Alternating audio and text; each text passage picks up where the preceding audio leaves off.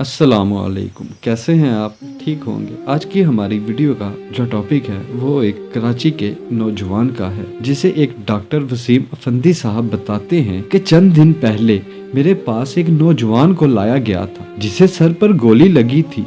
खून बहुत ज्यादा बह चुका था, मगर नौजवान के हवास अभी कायम थे। मेरी यूनिफॉर्म देखकर उसने मुझसे इल्तिजा की कि डॉक्टर साहब, मेरी मौत की खबर मेरे घर वालों को ना दीजिएगा, और साथ ही मेरे सामने हाथ जोड़ दिए थे।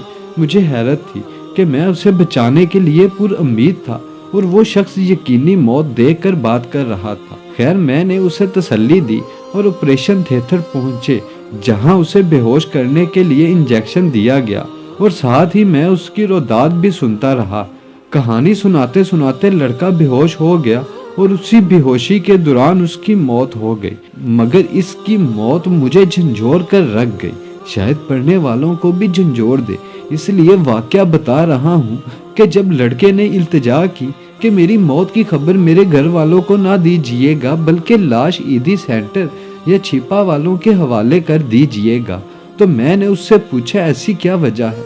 उसने बताया कि मेरे वालिद साहब फौत हो चुके हैं। मेरी 3 छोटी बहनें हैं जिन्होंने पिछले 2 दिन से कुछ नहीं खाया।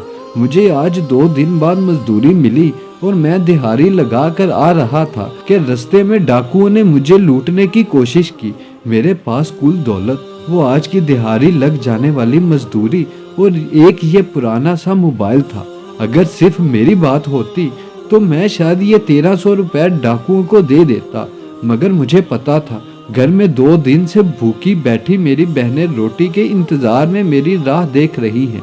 ये पैसे डाकू ले गए तो मेरी बहनें क्या खाएंगी, जबकि ये लोग खौफे खुदा से आ रही हैं, ये तो किसी और को भी लूट लेंगे। लिहाजा मैंने मुज़ाहमत शुरू कर दी और उन जालमों ने महज इस 1300 रुपए की खातर मुझे गोली मार दी।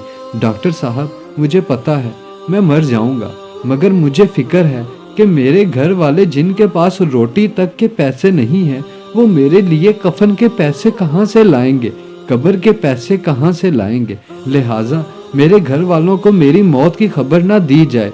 साथ उसने जेब में हाथ डालकर पैसे और मोबाइल मेरे हाथ पर रखते हुए घर का एड्रेस बताया और कहा, ये पैसे घर पहुंचा देना और ये मोबाइल बेचकर मेरी छोटी बहन को नई जूती खरीद देना। बहुत दिनों से जिद कर रही थी।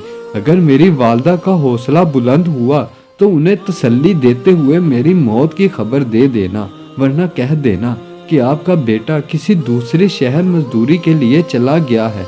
इसके साथ ही वो नौजवान हालते गनूदगी में चला गया और वहीं से मौत की आगोश में जा पहुंचा।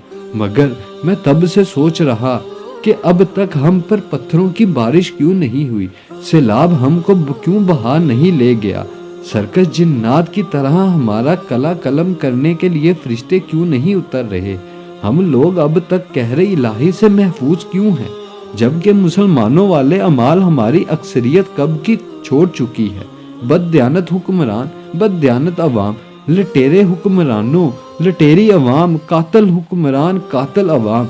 दूसरी तरफ इस्लाम ने एक मुसलमान पर दूसरे मुसलमान की जानो माल इज्जत को हराम करार दिया है।